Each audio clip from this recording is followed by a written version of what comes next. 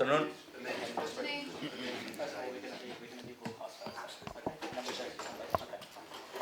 Hi everyone. I'm at the end, yeah? At the end, yeah. We'll start the press conference as normal with broadcast media, start with television and move to radio. And then the next section will go with Sundays with a few questions at the end for dailies. Okay. We're all settled in. Okay, with 1 second just so you can get out of the way of the camera. Okay, Craig, when you're ready. Good afternoon, Marco. Perhaps you can update us on your injury situation. First of all, I know you welcome Anthony Robinson back from suspension, but given the gap between games, are you well rested? A fairly full squad to pick from? Yes. Apart from Miskins Cabano, all the other players they are going to be available for the match. As you know, we have more 2 days to prepare the Monday's game, and of course we have to wait until there. But right now, all the squad apart from Miskins Cabano, they are available to the match. You talked about the scheduling disadvantage before the Newcastle game, which maybe did have an impact later on in that match. What about Spurs playing 2 games close together? Is that something you can exploit? Slightly different. Of course, I explained to you the other time because was after a tough period and busy period, and my question why we played on Sunday 2 p.m. This game will be on Monday is not just more for 24 hours, it's more than 24 hours, and I think will make a difference. Of course, we didn't play. We are going to prepare the match with normal week to prepare, of course. And Spurs, they played last night, of course, has always an impact and will have an impact. Let's hope we can have a good impact on ourselves. But I have to say that it's slightly different if you play on Sunday or on Monday. You had the run of 4 wins that came to an end, obviously, up at Newcastle. Alexander didn't convert the penalty. I know you were asked after the game, are you thinking maybe about resting him for those duties? Have you had any other conversations about that with him? Is he minded to carry on taking the spot kicks? As you expect, it's always a decision that I'm taking before the matches. The players, they know normally during the week what will be the taker. Mitro is one of the takers. Until now, he's being our main taker. You have enough good takers in our squad if I have to decide something different. Right now, I don't see the reasons to take this decision. Let's see.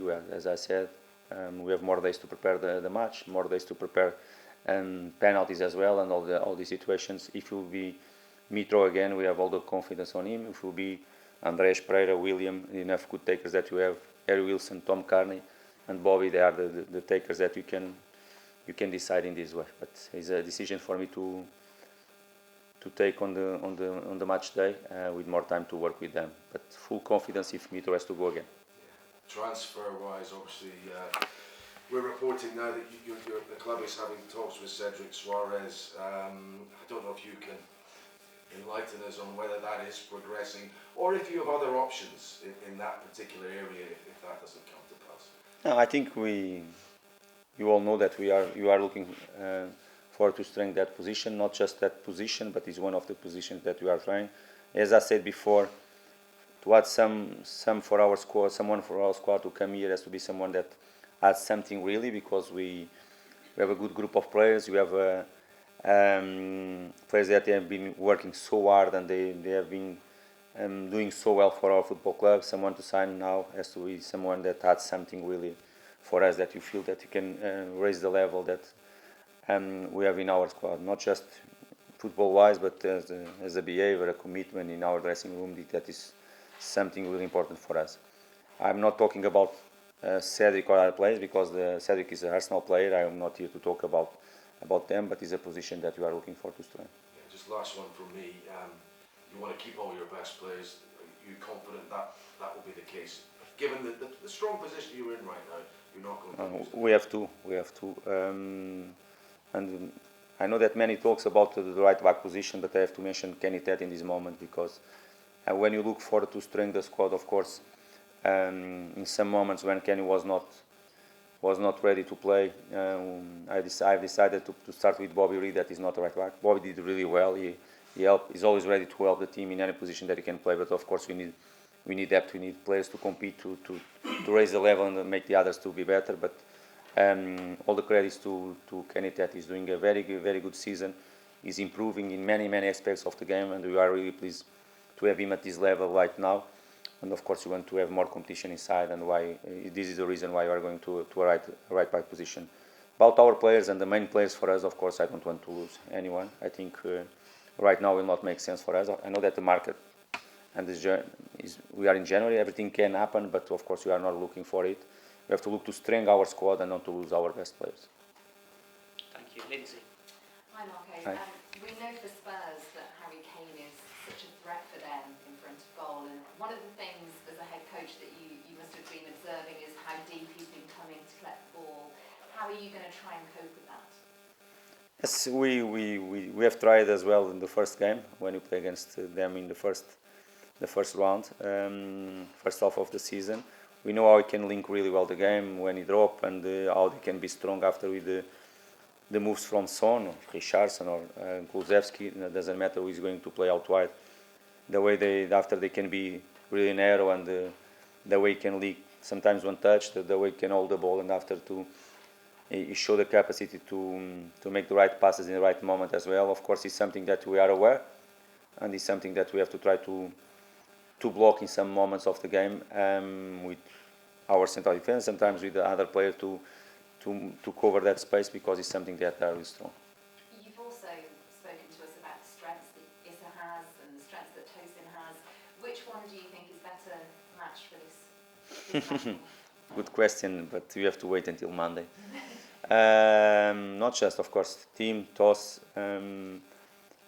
Issa and Shane. Shane is back in training as well. He's doing all this week with us. He's getting better as well. Now with the 4 options again, let's see what will be my decision to start the game. They know that they are going to play against a top striker, and of course we as a collective we have to be strong to prevent something, to block some of the paths that they like to explore and some of the gaps, and at the end after will come on the top some individual challenge that we have to be stronger. I also wanted to get your thoughts on London derbies. There are so many. I mean, clearly you've managed elsewhere in the Premier League, but how often you get a London derby in this league? What do you make of it?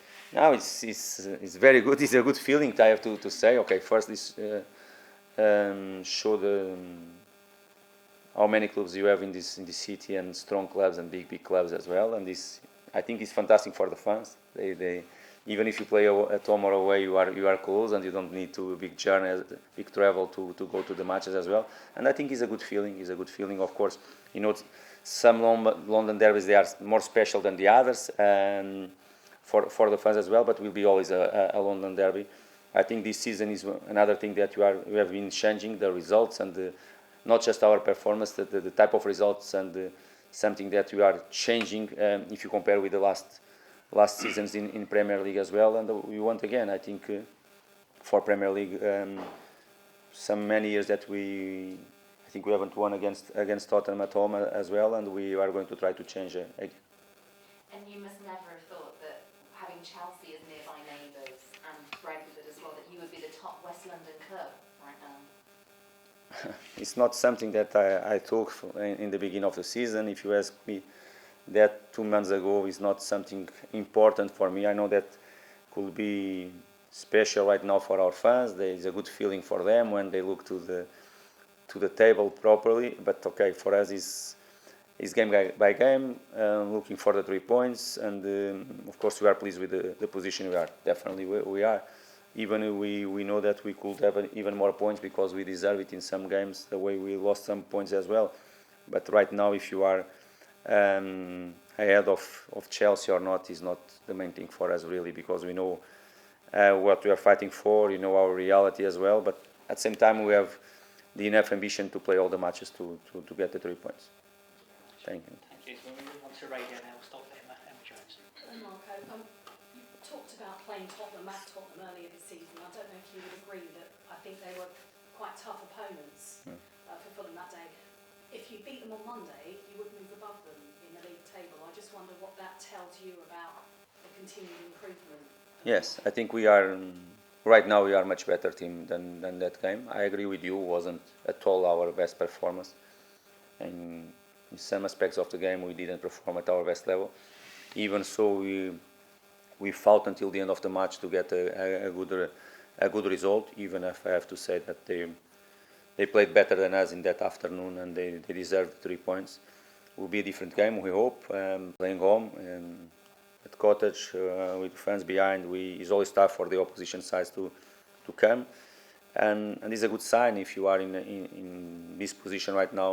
Show how we have been growing as a team, managed in a different way some moments of the games as well, even if last game wasn't the case because we considered a late goal. But I think we are in a better position right now in terms of performing, the compactness of our team as well, our block. In every moment of the game, I think you are in a better moment now, and I hope we can show that on next Monday. I know some of the circumstances have been unfortunate. You mentioned the Newcastle game and how late that goal came, but Fulham they've actually lost against the teams that you played that have been above you in the table when you played them so far this season. I wonder what beating Tottenham would tell you again about, what that would say about maybe your realistic ambitions for this season. Could be or not, but Premier League is Premier League for us, and the 3 points they are 3 points and not.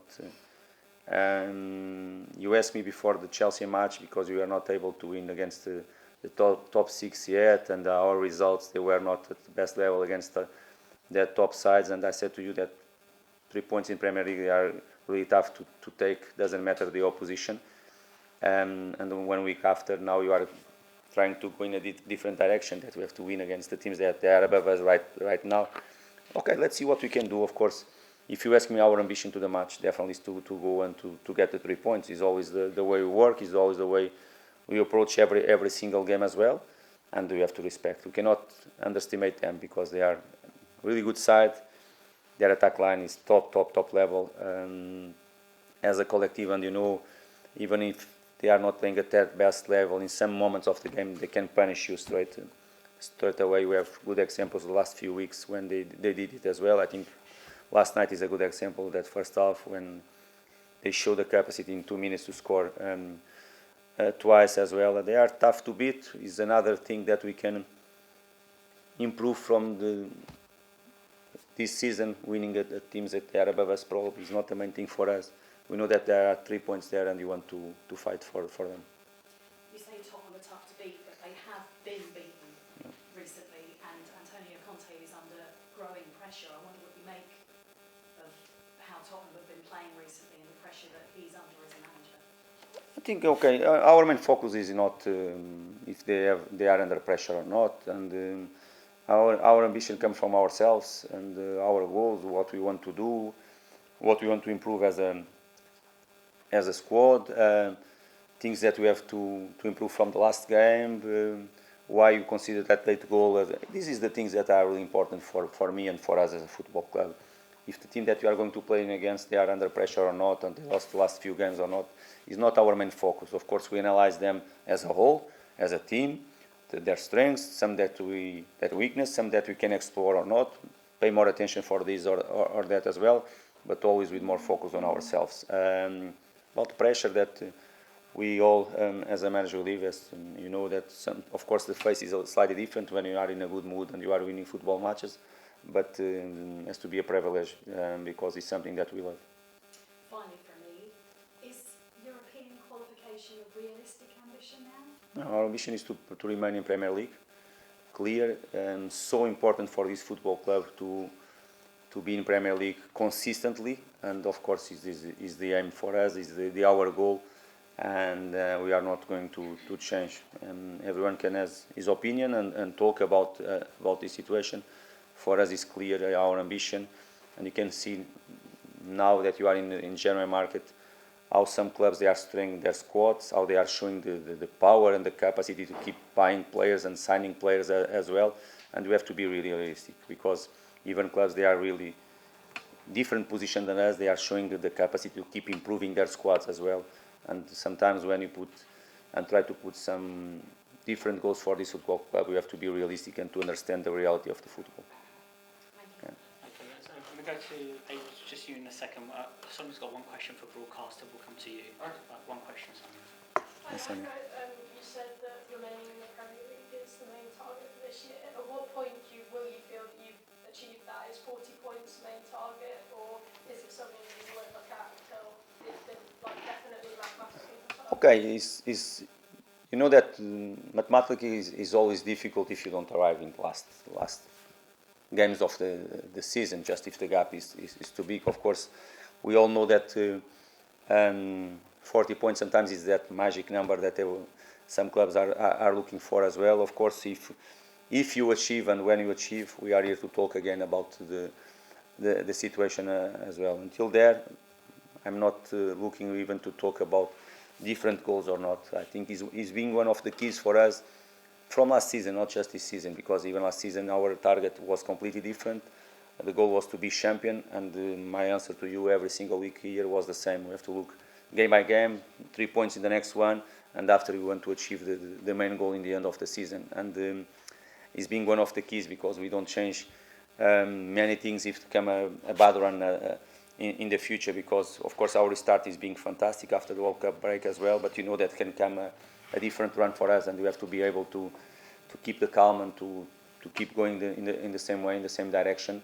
And let's see, if you keep getting good results, we are here to talk in the future about something different, but right now not makes sense. Thank you. So now we're going to go to finish off the broadcast section with Ian Abrahams, and then we're going to move to the writers. Conscious of time, we'll kind of keep these to a couple of questions each. Hi, okay. Thank you. How have you achieved this season what seemed impossible in the last 2 or 3 years when Fulham got promoted? They get promoted, then get relegated, get promoted, then get relegated. How have you gone about keeping Fulham in the Premier League? Okay, firstly, I think one of the main things we kept, and it will not make sense if I'm doing something different. We kept the good work we made last season. The platform was here. The identity that we started last season creating in this football club and building with the players, adapting some of course, but I said from the beginning of the season that we are not going to change anything from the last season, our identity. That was the main thing. Of course, it was important, some of the signings as well, to add something different for our squad. Definitely, because we had some important, the spine of the squad. If you can see some players, they are different and they are helping us as well. And of course, after our ambition, the way we work, the commitment and the desire of the players as well, and we all together with the fans behind always, we are working, we are fighting, we are enjoying the challenge as well. You mentioned that recruitment. I mean, you brought in Bernardo, been a massive success. Paulinho, Pereira, Willian, all your signings this year seem to have completely worked out for you. Yes, and we not, unfortunately not, because we signed 10, 11 players, and some I expected them, and they have good opportunity to pop up more in the second half of the season. Some they have injuries as well, some with some problems as well, but most of them I agree with you that they settle really well and they are performing at a high level, and because that we fought so hard to get them in our football club, in our squad, and I agree they settle well, because that we try them, we convince them to come. Some they come, as you know, from different clubs, but bigger clubs as well, and they were really kind to come and with ambition to embrace the challenge with us. 2 big strikers in action on Monday, Harry Kane and Alexander Mitrovic. I sat here before the beginning of the season with you, and I said the big question was, would Mitrovic score goals in the Premier League? It was a question everyone was asking. And you were absolutely adamant he would, and he has. Yes, I didn't have doubts in that moment when I answered to you. I know Mitrovic really well. I know what he's capable to do. I know the way we are going to play, and the way we are trying to play, and we are going to keep providing for him. And the situation, if you have a striker that has the skills, the capacity, the ability to score, and I know the way we are going to build our attacks again and provide for him as well.